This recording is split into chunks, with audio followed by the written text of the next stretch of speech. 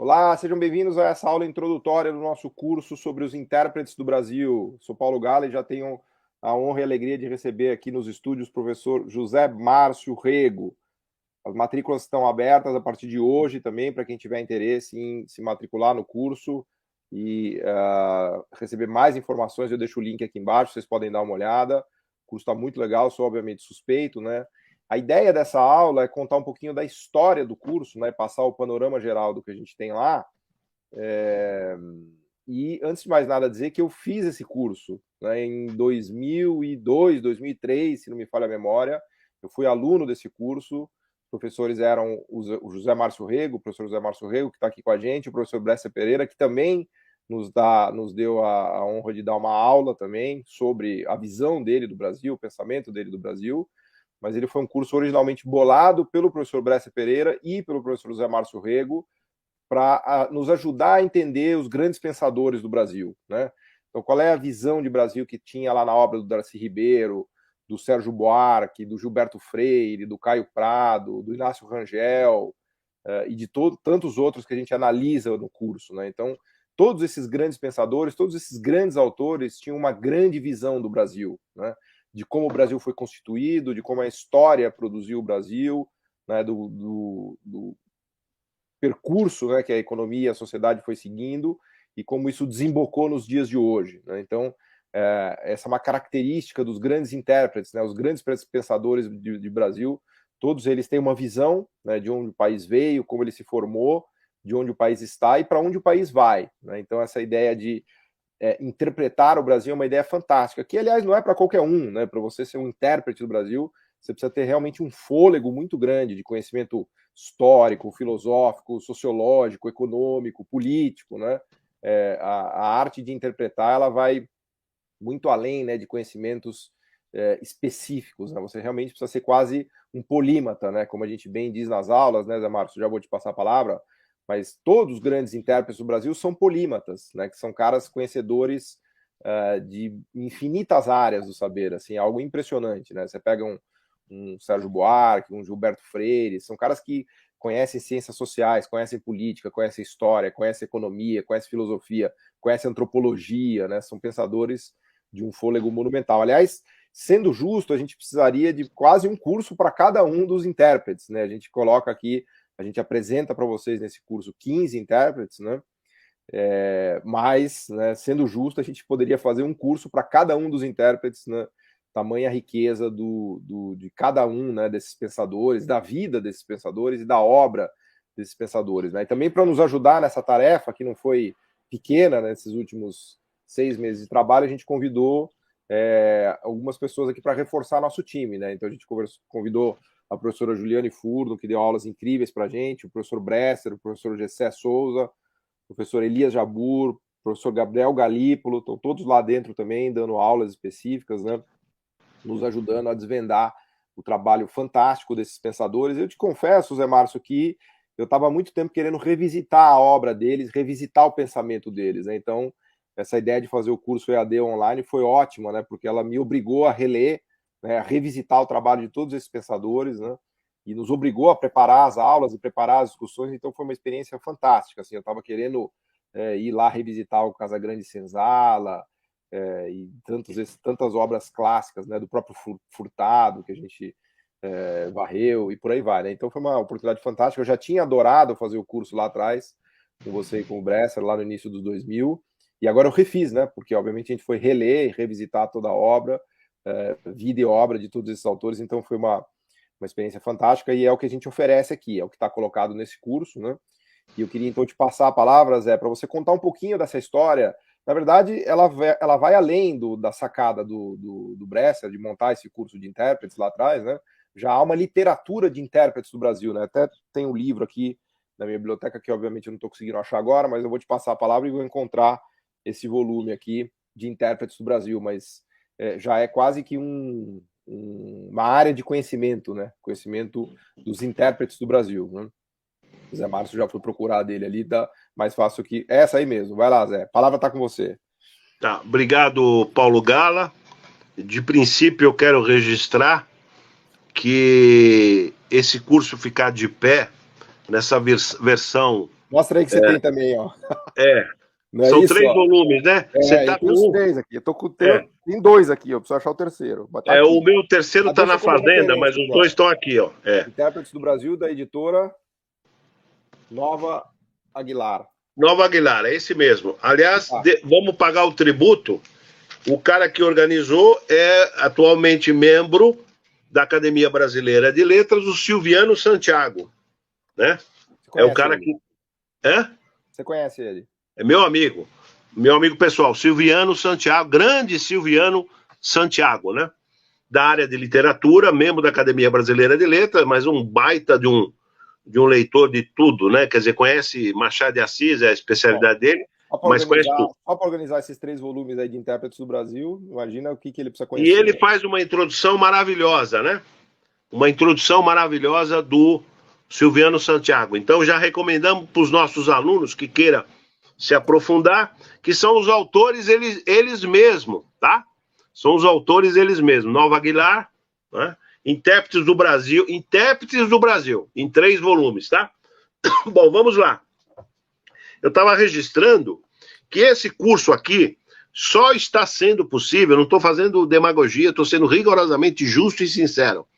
Só foi possível esse curso com a orientação, com a mentoria, com pegar no pé, que o Paulinho Gala tem uma capacidade uma autoridade sobre mim, né? Zé, terça-feira, 19 horas, não marca nada, não quero saber, e você se vira nos 30, aí eu quero você aqui, porque eu tenho que gravar e tal.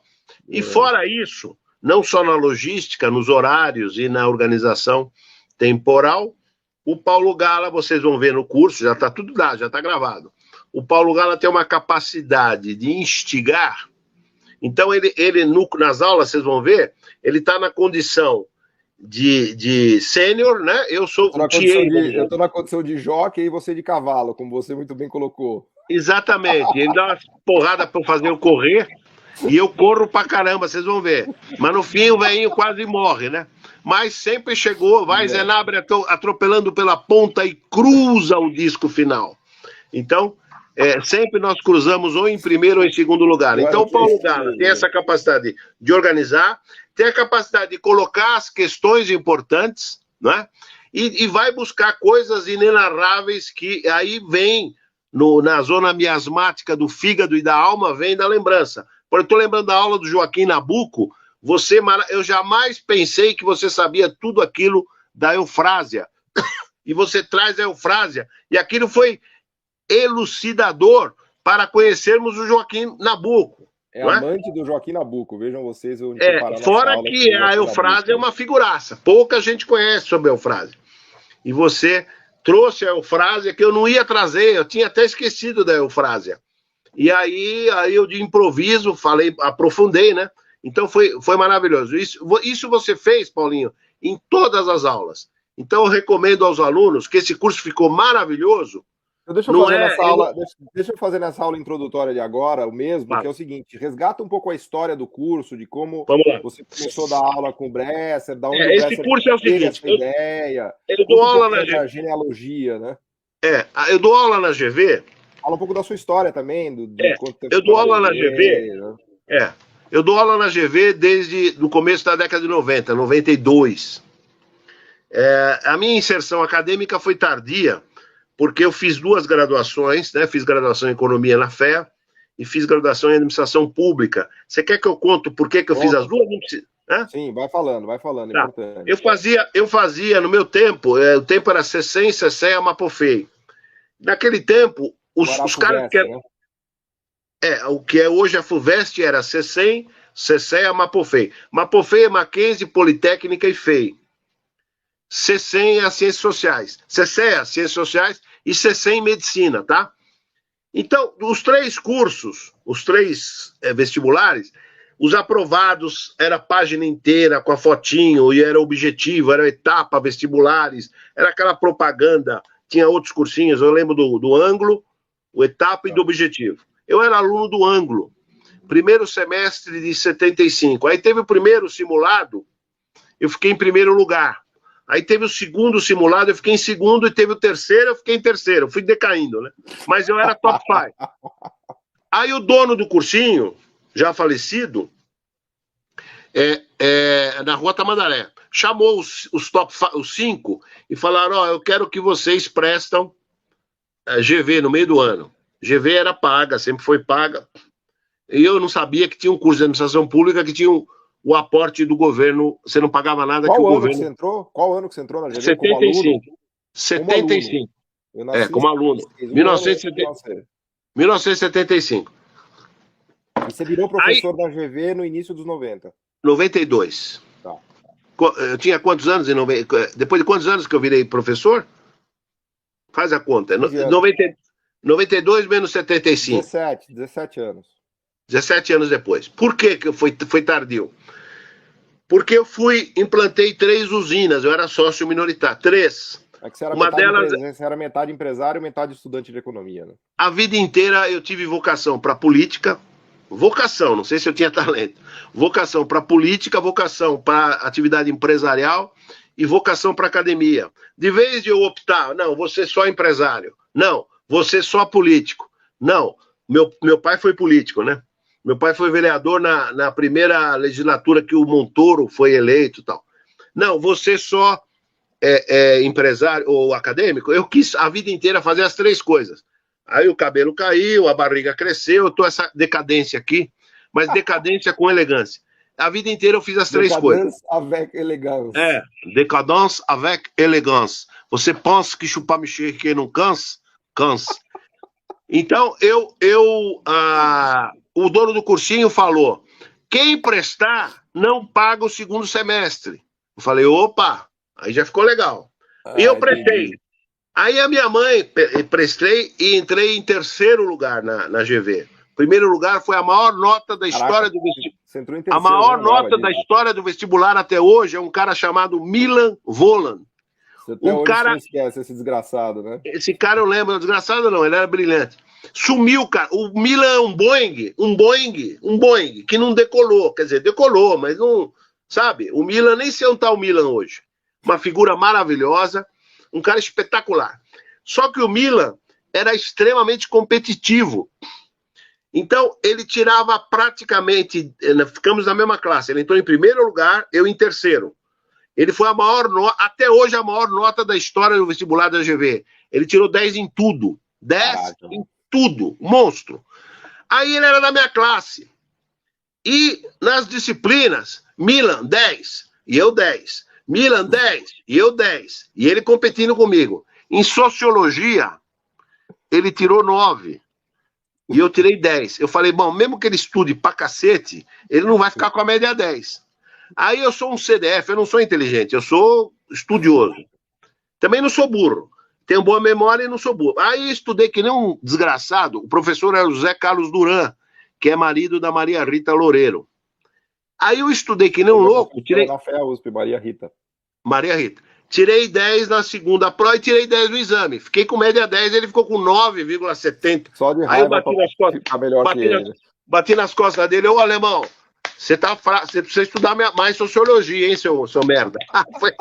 Foi uma delícia. Bom, e aí... Vai lá, mas acelera aí, a gente tem que chegar... Eu quero a história do curso. Depois vamos lá. Fazer uma só sobre a sua história. E como a GV tem muito sociologia, muito forte, muito boa, muito economia, boa, e muito ciência política. Pra vocês terem uma ideia, eu fui aluno do Maurício Trachtenberg, eu fui aluno do Sérgio Miceli Pessoa de Barros, o Sérgio Miceli, um monstro, Sérgio Miceli. Então eu fui aluno do Edgar Carone, o historiador Edgar Carone, na fazenda dele, que o Antônio Cândido se baseou para fazer a pesquisa, se hospedou, os parceiros do Rio Bonito, é na fazenda que era de propriedade do professor Edgar Carone. Bom, a GV me abriu, tá? Sociologia, ciência política, intérpretes do Brasil, tá? É isso. Aí eu terminei a FEA, terminei a coisa e fiquei com essa... Eu sou um economista, que eu sou um pouco filósofo, sou um pouco sociólogo, sou um pouco antropólogo. É isso. Perfeito. O Bresser, em 92, agora vai lá. Em 92, o Bresser Onde estava o Bresser em 92? Meu Deus do céu. Ele tinha saído do. Ele foi governo assim, meio rápido ali do plano Bresser, que deu errado, depois ele estava no Pão de Açúcar. Acho que ele estava se dedicando ao Pão de Açúcar ainda, né? Porque ele volta para o Não, FHC, não, não. ele 92 eu vai. comecei a dar aula. Perdão. 92 eu comecei a dar aula. 94, o Bresser assume um ministério na equipe do Fernando Henrique. Eu lembro que até brinquei, pô, Bresser, você tá me dando inveja. Por quê, Zé Márcio? Eu sempre quis fazer parte do time do Pelé e você, filha da mãe, você é do time do Pelé, porque o Pelé virou ministro dos esportes no primeiro Verdade, ele FHC, foi ministro da Reforma do Estado. da administração e reforma do Estado. Ele morreu de rir. Eu falei, eu sempre quis fazer parte da equipe do Pelé, jogar no time do Pelé e você tá jogando e eu não, porque eu torço pro Santos, né? Bom, aí, em 90, eu já dava aula na GV. Em 94, eu falei, Bresser, vamos fazer o Mas você começou a seguinte. dar aula na GV, porque você começou a dar No, aula na PUC antes também, né? na PUC antes. Na PUC eu prestei um concurso em 84. Tá. Entrei Aí você no, já tava. Você entrou na entrei em GV bem último depois. lugar. Entrei em último lugar, mas fui o primeiro dos aprovados a dar aula, porque o Aloysio Mercadante ganhou uma bolsa para a Itália. E dos 7 aprovados, o único que era apto para a economia brasileira era eu. Aí Nesse eu. concurso tava o Mercadante e o Candir também. Não, o Mercadante já era professor. Nesse concurso, em primeiro lugar, entrou o Candir. E no Nosso sétimo amigo lugar, Antônio Candir. eram 180 candidatos, 7 vagas. Imagina no buraco Porra. assim o que saiu de sangue, né? Eu entrei em sétimo lugar, o último lugar. Porque meu currículo, eu na entrevista eu vou bem tal, mas o meu currículo acadêmico era fraco, porque eu não tinha mestrado, eu não tinha doutorado, tá? Não tinha mestrado também, perdão, não tinha mestrado. Eu entrei como auxiliar de ensino, mas entrei. E aí o Mercadante ganhou uma bolsa para a Itália. E aí a disciplina Economia Brasileira era eu.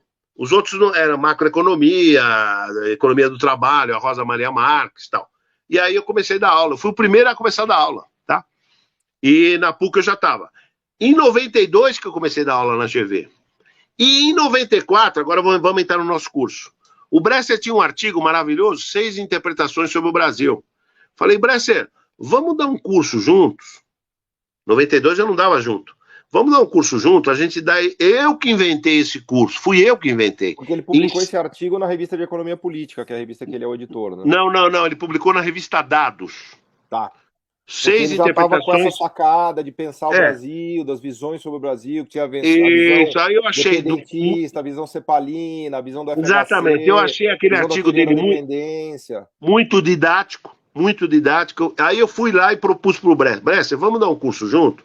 Você está agora em Brasília, então você vem quando você pode. E aí eu criei, em cima do artigo dele, né? 6 interpretações do Brasil, eu criei esse curso, dividindo o Bresser e eu. Então eu dava, ele dava. Em geral, ele deu quase tudo junto, porque ele vinha de Brasília e dava. O Bresser é um CDF. O Bresser é Caxias. Mesmo o ministro, ele continuou dando aula, né? Dando aula e funcionou. E aí funcionou. Funcionou a química, o Bresser, né? E eu, funcionou. Eu sempre como TA, né? Professor assistente. E esse curso, então, desde 94. Então, são 27 anos, né? E o 27 curso anos. foi um sucesso. Vocês começaram com ele na graduação ou na pós-graduação? Porque Não, eu foi na pós. fiz como Não, aluno de mestrado esse curso. não, esse curso foi na pós-graduação. 94. O Bresser nunca deu aula comigo na graduação. Eu sempre dei aula sozinho na graduação. Economia brasileira, economia brasileira contemporânea, reflexões sobre o Brasil, sempre sozinho. E no mestrado e no doutorado, sempre, eu nunca dei um curso sozinho, nem no mestrado, nem no doutorado, tá? É Estado de Desenvolvimento, é Metodologia, que é um curso que deu muito sucesso, que era o Bresser e eu, né? E Interpretações do Brasil. Então a gente revezava. Agora, interpretação. Se a gente pensar assim, estamos aqui no âmbito introdutório, essa aula é a aula de introdução aqui do nosso curso, né? Se a gente pensar nas grandes visadas para entender o Brasil, e é importante lembrar que o artigo do Bresser originalmente tinha 6 visadas só, porque eram 6 interpretações, né? O título é 6 interpretações sobre o Brasil. 6 interpretações. Aqui, no nosso curso, a gente oferece 15, que a gente abriu bem o leque, porque a gente está, obviamente, colocando cada autor como uma interpretação. Né? A ideia do Bresser original era pensar nessas grandes visadas da vocação agrária, da industrialização, da visão cepalina, da visão dependentista, né? Se você tivesse que fazer uma da síntese, visão, assim, o Bresser também nesse artigo, ele chama a interpretação da superexploração imperialista, que é Rui Mauro Marini, Florestan Fernandes, tal, e vai por aí. Perfeito, que a gente tem 2 aulas incríveis da Ju Furno sobre o Florestan e sobre o Rui Aliás, Mauro Marini. deixa eu fazer uma homenagem a essa menina, Juliane Furno, espetacular como conhecimento, como verbalização, como professora. Aliás, você que me apresentou, eu não conhecia ela, você que me... Achei essa menina... muito legais. Muito legais. Eu estou falando de propaganda, não só para elogiá-la, já estou elogiando, mas para elogiar o curso, né? Vai lá. Mas assim, de cabeça, né, para dar a visão geral, assim. Então vamos entender que, né, quem está assistindo essa aula aqui está tendo uma aula de introdução do curso que vai ter acesso às 15 aulas, né, às 15 interpretações de maneira detalhada, né? Mas da sua cabeça de bate-pronto, as grandes interpretações do Brasil que estão ali no artigo do Bresser. Pode ser 1, 2, 3, mas... Não, eu vou falar 6. Vai lá, então vai lá. Vou falar 6. Só como um pontapé inicial para instigar para Tá. quem vai fazer o estudo de fato, né, dos autores. Tá. O Bresser com razão. Com a gente nisso, né? Entendi. O Bresser com razão, Paulinho, ele abre o artigo dele com a interpretação da vocação agrária, tá?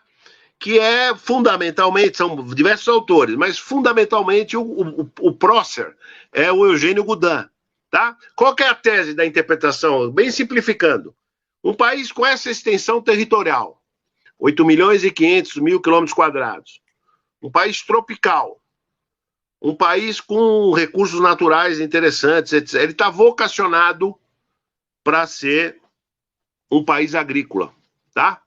Já havia tido o ciclo da cana-de-açúcar, parará.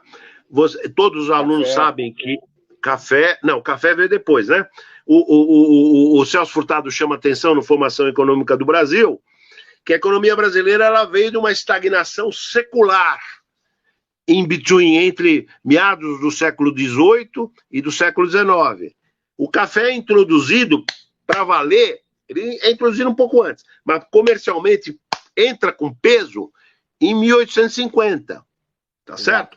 E aí vem primeiro no Vale do Paraíba e depois a gente sabe houve uma interiorização para o interior de São Paulo, chegando até Ribeirão Preto, Sertãozinho. Quando o Jaú virou a gloriosa Jaú do café. Jaú do café. Então o que viabilizou? O que viabilizou foram as ferrovias, né? Aliás, nós estávamos falando das nossas terras ali no Botujuru. As nossas terras pertenceu ao Irineu Evangelista de Souza, Barão de Mauá. Esse cara, a gente precisava pagar mais tributo para esse cara, hein? Mas cara lá, essa é a vocação agrícola do Goudin. O Brasil precisava seguir suas vantagens comparativas. É isso aí. Focar na agricultura, o agro esse papo de indústria, falar na origem. Exatamente. Esse papo de indústria é um artifício. Aí vem um cara que ele é pouco, nós pagamos todos os tributos a ele, eu sou fã dele, aliás, nós temos uma estátua dele lá no nosso centro, né? Nós temos uma estátua dele lá. Roberto Cochrane Simmons. Esse cara é um monstro, morreu muito cedo. E, aliás, o Furtado paga todos os tributos a ele, hein? Todos os tributos a ele. Interpretação industrializante, né? Como é que o Bresser chama? Interpretação industrializante? Ou industrialista? É a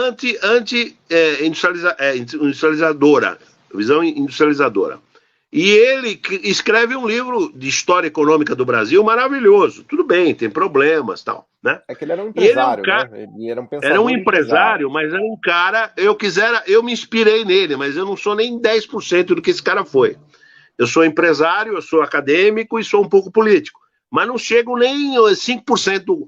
Esse cara, ele vai fundo e ele não só estuda, ele cria uma escola. Ele é o fundador da Escola de Sociologia e Política, que até hoje funciona aqui com grandes méritos no Baixo Higienópolis ou no Vila Buarque.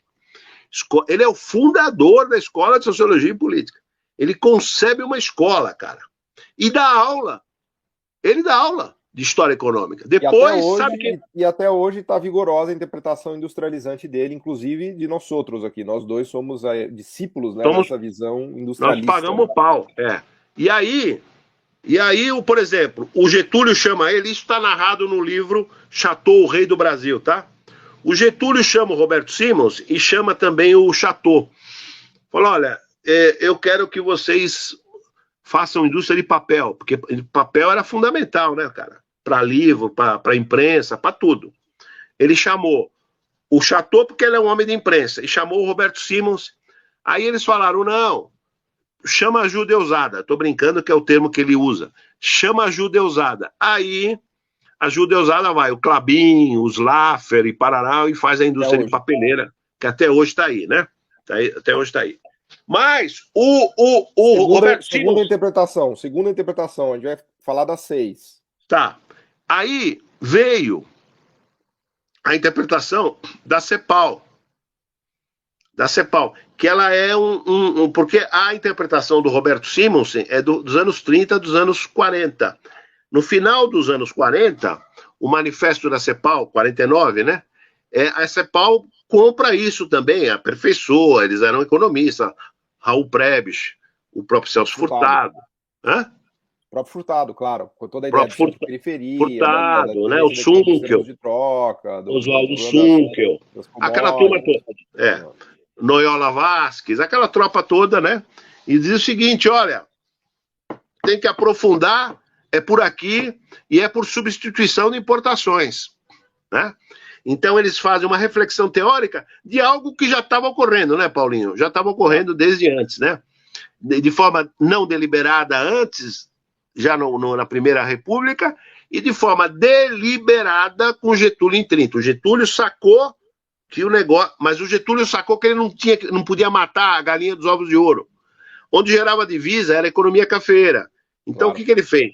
Ele preservou a economia cafeeira, de alguma maneira, e fez confisco cambial, e foi, né? E foi financiando. Ele percebeu que o Getúlio e o próprio Simonsen, eles têm uma conversa maravilhosa. O maior empresário era o Pereira Inácio, o sogro do Hermínio de Moraes, o velho. E a grana era um dos caras mais importantes do Brasil na indústria. A soma da grana dele era a aguinha do cocô do cavalo do bandido, não dava para fazer nada. Aí o Getúlio e o Simonsen e esses caras todos se convenceram que o Estado não teria que ser só interventor e regulador, como era nos Estados Unidos. Ele tinha que ser o Estado produtor. Aliás, o Getúlio e a CEPAL e todo mundo na América Latina, para pegar um setor só, setor de petróleo, e Yacimientos Petrolíferos e Fiscales, IPF, estatal de petróleo até hoje. Pemex, Petróleo do México, estatal até hoje. PDVSA, Petróleo de Venezuela, estatal até hoje. E a Petrobras, estatal até hoje. Tá? E a Codelco chilena, né, estatal do cobre. Né? Exatamente. E aí... em Minas, Vale, eram todas estatais. Né? Todas estatais, tá? Então eles perceberam que tinha que ser estatal. Aliás, está no livro do Peter Evans. Terceira interpretação é essa do Cepalina, né? Veja, nós estamos dando uma introdução aqui, né? Introdução. A CEPAL é um aprofundamento teórico e ampliado, levando para a América Latina, a visão que o Roberto Simonsen e o Getúlio já tinha, tá?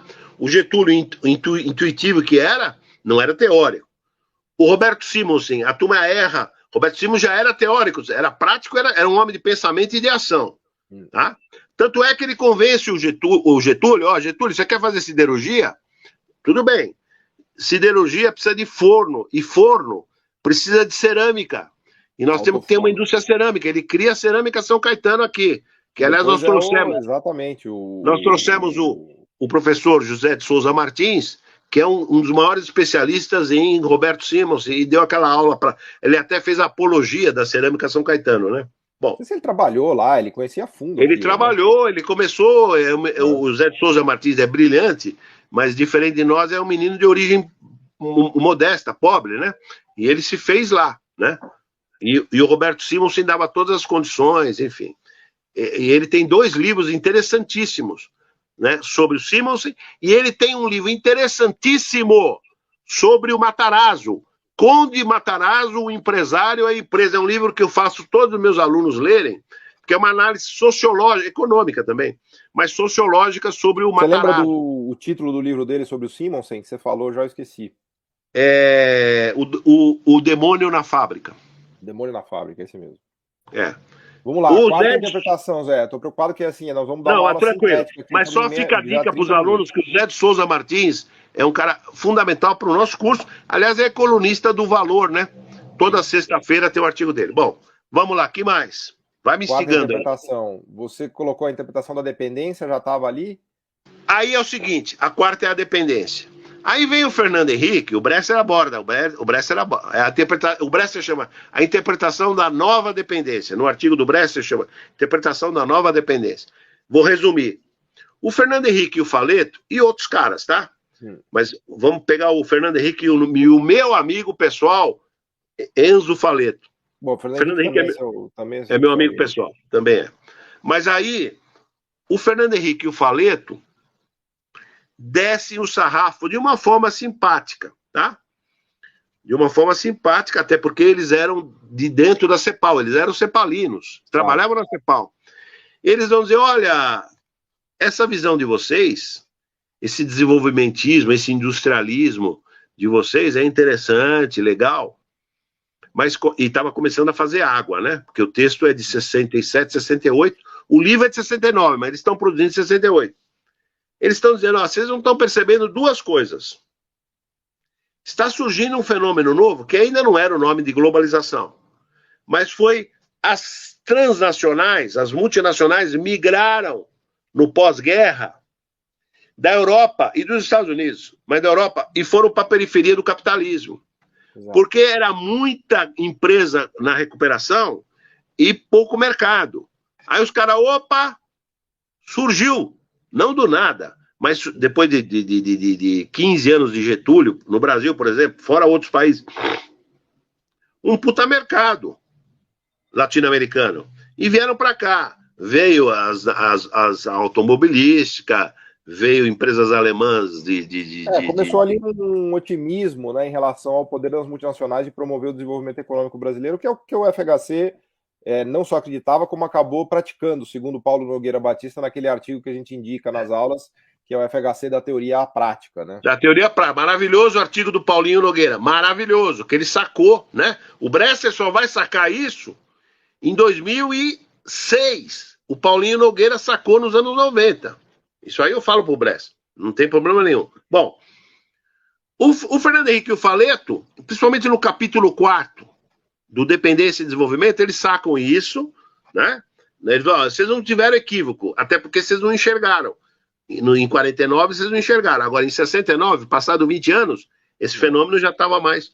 E eles também falaram, olha, tanto é que o subtítulo é Dependência e Desenvolvimento na América Latina. Subtítulo, um ensaio de interpretação sociológica. Cara, se você não analisa o arranjo de classes, eles são sociólogos. Você não dá conta de explicar, tá? Então, eles são sociólogos e eles aperfeiçoam. Bom, esse livro é um sucesso mundial. Sucesso. A maior penetração teórica das ciências sociais no mundo, até hoje, é o livro do Fernando Henrique e do Faleto. Tá? Se com razão ou sem razão, não importa. Na nossa aula do tema, você defende bastante, eu critico bastante, então tá uma aula bem divertida, né? Porque você demonstra a sua arrastada de asa que você tem pela FHC e eu demonstro minha crítica ácida, então é uma aula que realmente... Você faz uma crítica ácida, pertinente, como as suas críticas todas são, mas você exagera um pouco, você dá porrada no Fernando Henrique. Você joga o Fernando Henrique no chão e não bastasse jogar no chão, tudo bem. Você pisa no pescoço, cara. Como é que é o Jorge Floyd? Eu quero respirar. Eu quero respirar, o Fernando Henrique fala. Eu quero respirar. E você com o joelho igual aquele policial e você vai matando o Fernando Henrique Fica o convite aqui para quem quiser assistir essa aula. Por asfixia, sacanagem. Quarta interpretação. A quinta é a dependentista, a Rui Mauro Marini. A Rui Mauro Marini. Como é que chama? É superexploração? Como é que fica? Superexploração. Exatamente. Mas aí é uma ideia bem do marxista da dependência do radical, outro lado, né? Se nós pudéssemos... a do Fernando Henrique é assim, ó. Tudo bem, tem exploração. Eu vou usar o termo vulgar, que eu já perco... A minha mulher fica marara. Não usa aquela metáfora sexual, que ela é horrível. Tá bom. Vou dizer, então eu não vou usar, a pedidos. Mas eles dizem o seguinte, olha, vai ter exploração, mas é inevitável, tá? Mas é possível ter desenvolvimento não obstante a exploração e não obstante ser um capitalismo tardio, tá? Veja que o João Manuel, no livro Capitalismo Tardio, hoje ele critica o FHC igual a você. Mas ele no Capitalismo Tardio, que é um baita de um livro, é um clássico, ele paga todos os tributos ao Fernando Henrique, todos. Lê lá que tá lá, tô imitando o João Manuel, todos os tributos. Bom, aí vem os marxistas. Veja só, os marxistas, eles olharam a revolução, a possibilidade de uma revolução na América Latina. 59, Cuba. Pô, é possível a revolução, vide Cuba. Mas isso, cara, isso deixou a elite. Você é membro da elite, eu também sou membro da elite. Mas a gente era novinho ali. A elite ficou com o cabelo em pé. O quê? Revolução na América. Nem a pau, Juvenal. E aí houve o acordo dos empresários, o golpe de 64, tá certo?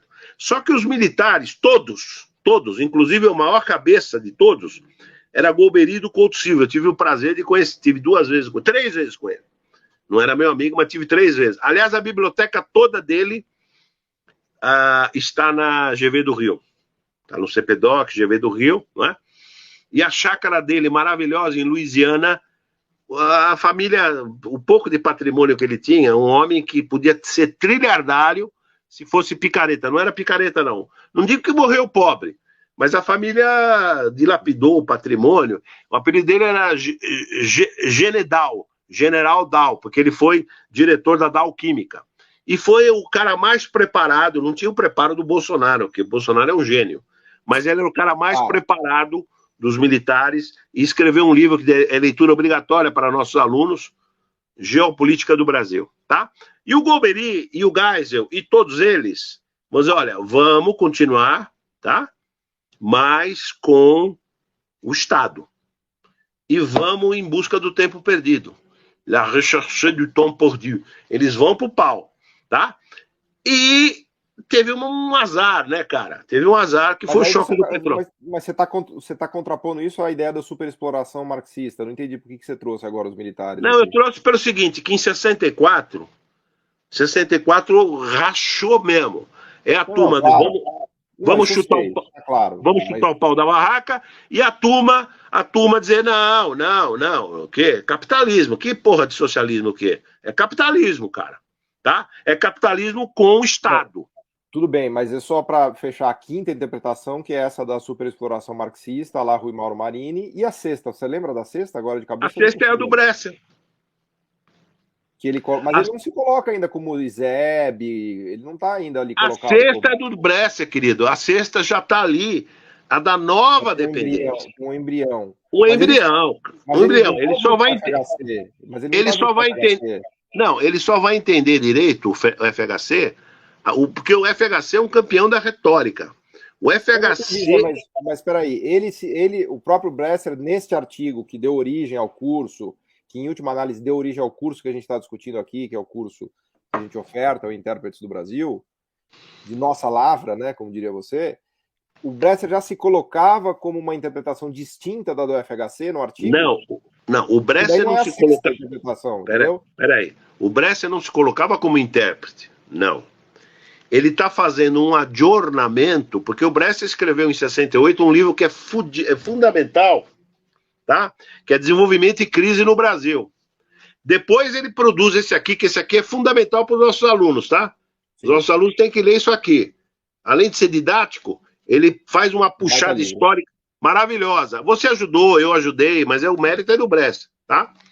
O Bresser, que já tinha escrito o Desenvolvimento em 68 e já havia escrito um artigo fundamental com o qual eu brilhei em Campinas no meu mestrado. Eu tenho um mestrado em Campinas com nota máxima, que é a ruptura de uma aliança de classes. O Bresser saca que os empresários que tinham fechado com o pacote de abril do Geisel, os empresários começam a romper com o regime, tá? E começa o movimento de redemocratização. Sim, aí é a redemocratização. Quando os empresários abandonam os militares, o país transita para a democracia. Isso. Que foi uma redemocratização lenta e gradual e segura, porque o filho da mãe do Golbery falou, tudo bem, uma abertura, mas ela vai ser lenta, vai ser gradual e vai ser segura. Então começa de 77, 78, 79 e vai, na verdade, só em 85, né, cara? Foi lenta, gradual e segura. Mas vamos lá. E ainda o Tancredo ganha e não leva. Fala.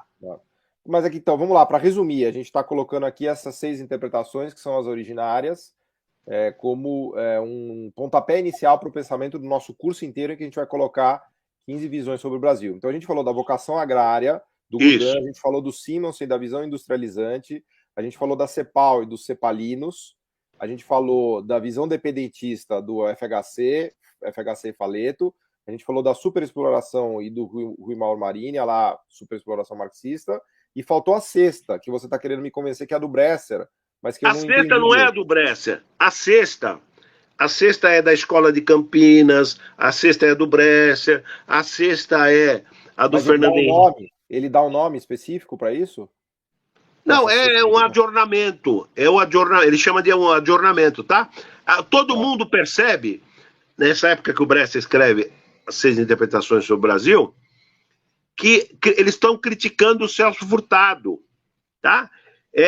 O famoso artigo, por exemplo, do Serra e da Conceição, mais além da estagnação, porque o Furtado se frustra quando vem o golpe de 64, quando vem os militares, quando ele está lá exiladão, ferrou, não vai dar.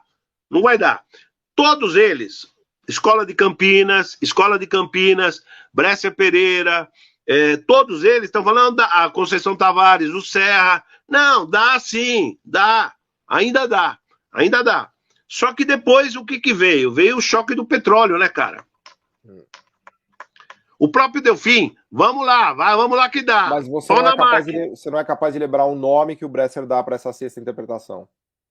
Se é da Escola de Campinas, se é uma crítica... Não, é o pacote. Não, é o pacote, é o adornamento da CEPAL, tá? Crítico.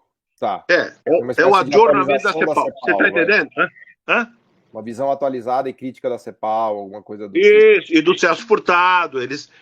O Bresser não joga fora a CEPAL, o Celso Furtado. Eles falam, é possível ainda, tal, papapá. Tá? Provavelmente que ele estava... Eu não me lembro, assim, eu li esse artigo faz muito tempo, mas... Esse artigo é dos anos 80, é um artigo defasado. Ele já estava ali com as sementes, né, do que seria o pensamento dele desenvolvido depois, né? Que no fundo era ezebiano, que ele mesmo nos contou num jantar recentemente, que depois que no jantar não, ele conta na aula que ele dá aqui para nós, ele conta, pô. Exato, bem lembrado. Que na verdade era o pensamento do Izeb, e ali fica mais claro, né, da diferença. Agora, o Bresser é de uma honestidade intelectual, eu jamais admitiria em público, ele admitiu na nossa aula, que ele só foi sacar o Fernando Henrique em 2003, cara.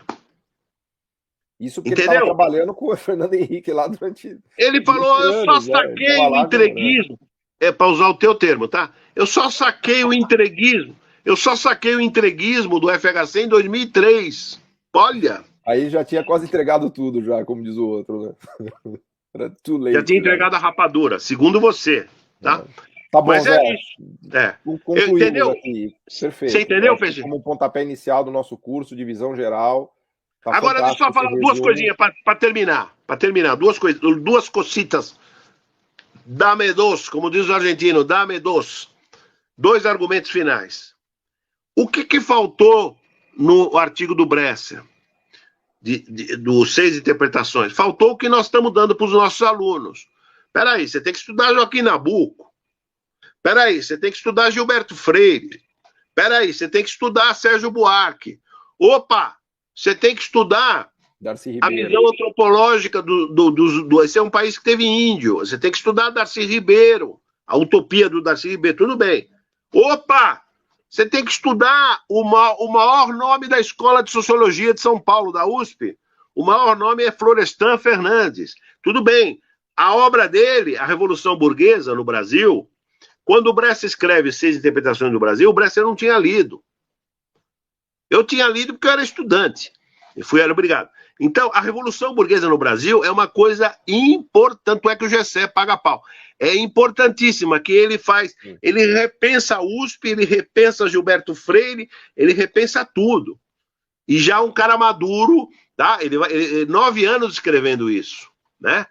Ele dá aula em Toronto, professor visitante em Toronto, lá ele fecha esse livro antes de morrer. Ele ficou meu amigo, eu fui aluno dele. Por isso que a gente colocou no curso todas essas interpretações que são fundamentais também, né? Por isso que o nosso curso aqui é uma visão turbinada das interpretações. Agora a vaidade, é uma ego trip aqui, me permita. Eu tive o privilégio, e você é testemunha disso, eu fui amigo pessoal do Florestan, eu fui amigo pessoal nos últimos anos de vida, nos últimos 10 anos, 9, 10 anos de todos, do Inácio Rangel, eu fui amigo pessoal do Darcy Ribeiro de ir para o Rio, e quando ele vinha aqui, quando ele deu consultoria para o Memorial da América Latina, a gente saía para jantar, para beber, eu não bebo, mas ele bebia e eu ficava ouvindo. Eu tive esse privilégio. E do Sérgio Buarque de Holanda, que quase compro a casa dele junto com a minha editora Beatriz Bracha, me arrependo até hoje.